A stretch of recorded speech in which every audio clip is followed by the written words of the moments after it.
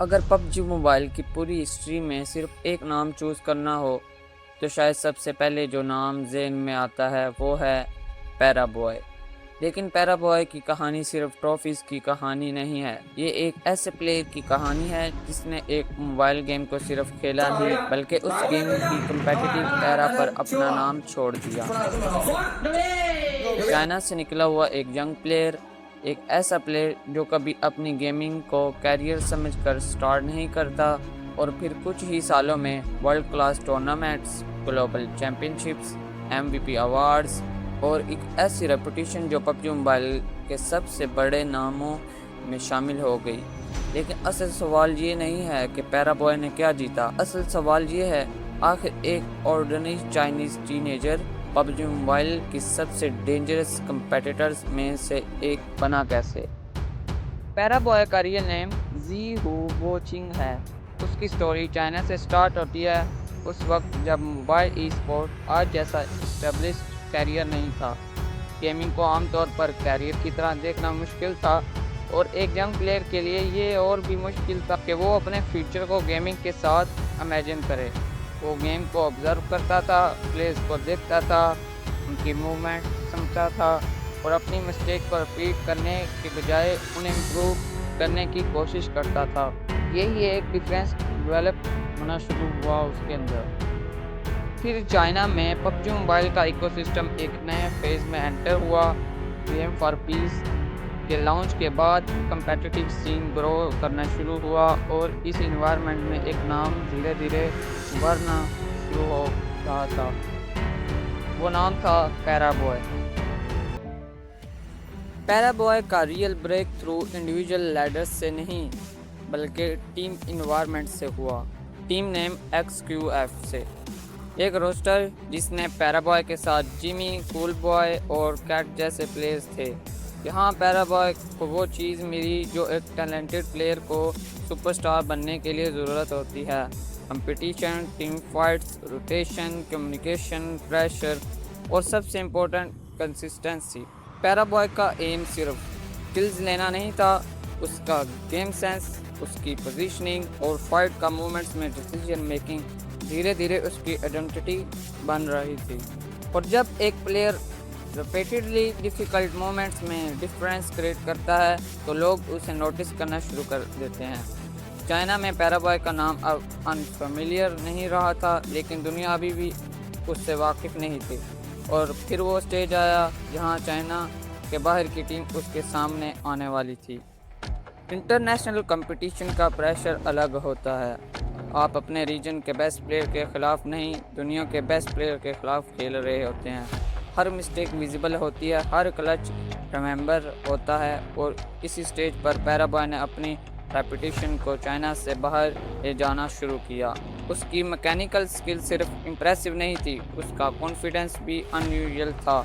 जब बाकी प्लेयर्स एक फ़ाइट को कैलकुलेट कर रहे होते हैं, पैरा बॉय अक्सर उस फाइट को करेक्ट कर रहा होता था।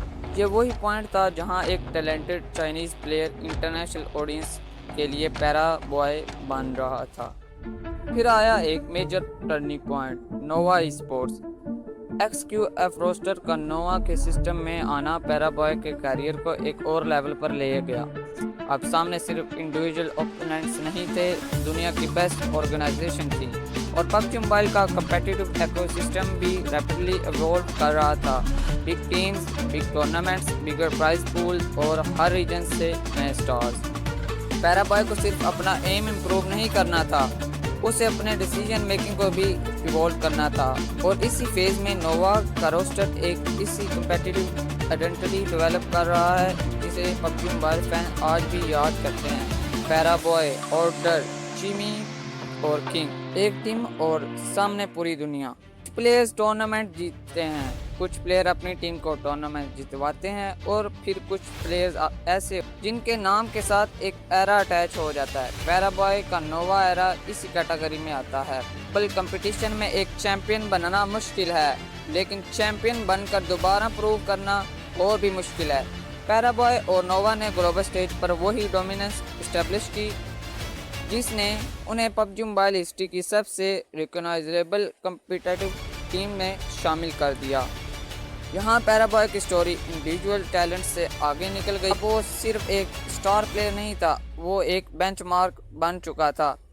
ओपोनेंट उसकी गेम प्ले को स्टडी करते, फैंस उसकी हाइलाइट्स को रिप्ले करते और हर मेजर टूर्नामेंट में एक सवाल होता है, पैराबॉय को कौन रोकेगा।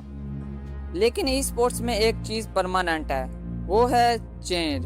गेम चेंज होता है, मेटा चेंज होता है, प्लेयर्स चेंज होते हैं और जो प्लेयर कल अनबीटेबल था उसे आज फिर से प्रूव करना पड़ रहा है कि वो अनबीटेबल क्यों था।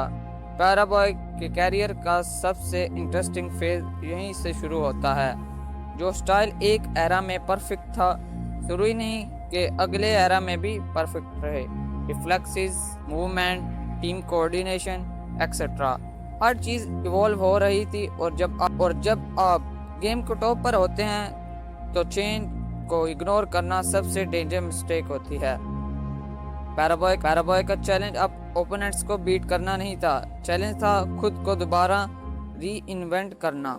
अब हम उस सवाल पर आते हैं जिसका जवाब पबजी मोबाइल कम्युनिटी में सालों से डिबेट होता रहा है। क्या पैराबॉय पबजी मोबाइल का greatest player of all time है? इस सवाल का जवाब सिर्फ फैन बेस से नहीं दिया जा सकता। ट्रॉफीज देखो, MVP देखो, इंडिविजुअल इम्पैक्ट देखो, इंटरनेशनल परफॉर्मेंस देखो और फिर कंपेयर करो उन प्लेयर से जो उस एरा में पैराबॉय के साथ हिस्ट्री बना रहे थे। ऑर्डर, जिमी और दूसरे एलीट प्लेयर्स।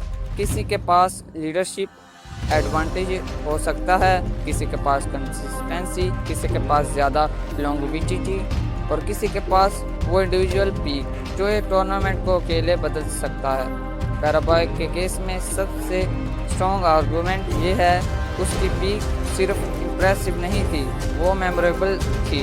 लेकिन एक ऑनेस्ट डॉक्यूमेंट्री का काम ये नहीं कि ऑडियंस को फोर्स करे कि वो एक नाम चूज़ करे। हमारी जॉब है एविडेंस सामने रखना। और जब आप पैराबॉय के कैरियर को ओवरऑल देखते हैं तो एक चीज़ डिनाई करना मुश्किल है, वो पबजी मोबाइल के कम्पिटिटिव हिस्ट्री के सबसे इम्पोर्टेंट प्लेयर में से एक है। हो सकता है फ्यूचर में कोई प्लेयर पैराबॉय के रिकॉर्ड्स तोड़ दे, हो सकता है कोई और प्लेयर इससे भी ज़्यादा ट्रॉफी जीत ले, हो सकता है पबजी मोबाइल के कम्पिटिटिव सीन में इतना बदलाव आ जाए। लेकिन लेगेसी सिर्फ नंबर से नहीं बनती, लेगेसी इस बात से बनती है कि आपने अपने एरा को कितना इन्फ्लुएंस किया। पैराबॉय ने एक जनरेशन को गेम प्ले दिया, फैंस को मोमेंट्स दे और पबजी मोबाइल स्पोर्ट्स को एक ऐसा नाम दिया जिसे दुनिया के कॉम्पिटिटिव सीन में इग्नोर करना मुश्किल है। क्योंकि कुछ प्लेयर गेम खेलते हैं और कुछ प्लेयर गेम की हिस्ट्री का हिस्सा बन जाते हैं। ये थी हमारी आज की डॉक्यूमेंट्री। अगर आपको डॉक्यूमेंट्री पसंद आई है तो लाइक, सब्सक्राइब और दोस्तों में शेयर करें। मिलते हैं अगली वीडियो में, तब तक अल्लाह हाफिज़।